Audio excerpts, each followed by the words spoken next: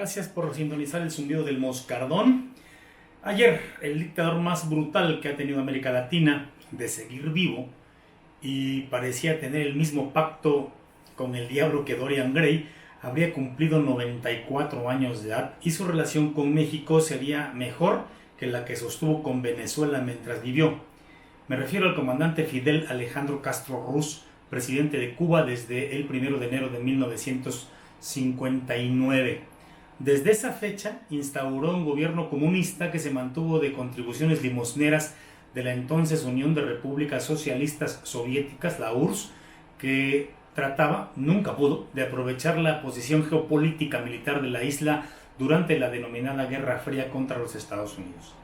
A la caída del muro de Berlín en 1989 y la fragmentación de la URSS tras la perestroika de Mikhail Gorbachev en 1990, un año después, la isla quedó huérfana, económicamente hablando. Y entonces surgió de entre las ruinas de la democracia otro líder populista venezolano llamado Hugo Chávez, que le profesaba una gran admiración al comandante y que le ofreció, sin pedir nada a cambio, toda la riqueza del petróleo venezolano a Cuba para sostener el régimen comunista de Fidel Castro.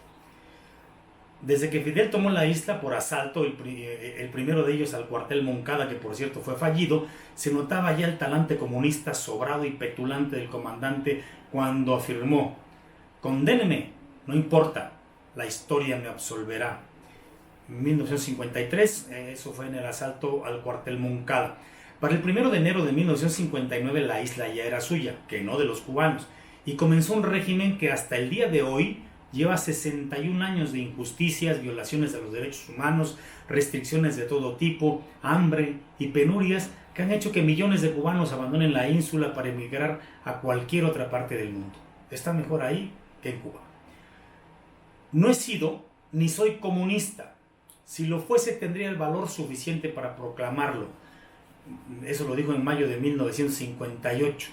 Y como nuestro Don López, o como Hugo Chávez, o como Evo Morales, Fidel negaba por conveniencia propia sus intereses políticos.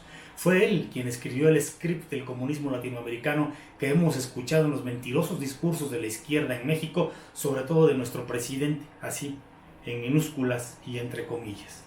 Sin embargo, no podemos negar que fue un hombre carismático y lleno de convicciones a las que nunca traicionó. Cuando esta guerra acabe, decía, empezará para mí una guerra mucho más larga y grande. La guerra que voy a echar contra ellos, se refería a los Estados Unidos. Me doy cuenta que ese va a ser mi destino verdadero. Y se murió odiando al imperio. No como Don López, que solo lo usó para discurso, y ya como mandatario fue a limpiarle las botas al presidente más neoliberal que haya tenido justamente ese imperio. En 2010, cuando la economía venezolana ya estaba devastada por las irresponsables manos de Hugo Chávez y Nicolás Maduro, el comandante escribió un extenso texto en el Granma. El Granma es el periódico oficial de Cuba, en el que elogiaba las acciones y sobre todo los dichos del eterno candidato de la izquierda mexicana. Dijo entonces: López Obrador será la persona de más autoridad moral y política en México cuando el sistema se derrumbe y con él el imperio. Era agosto de 2010 y entonces contó su emoción al recibir el libro La mafia que se adueñó de México y el 2012, escrito por Andrés Manuel. Lo leí, dijo, con enorme interés.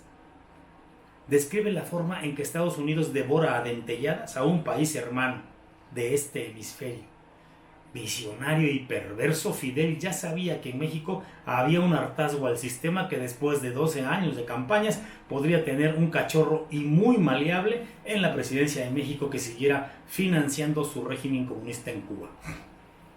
Don López le respondió entonces: Fidel es como Gandhi o Roosevelt, mostrando así su admiración absoluta, su sumisión por el padre del comunismo latinoamericano.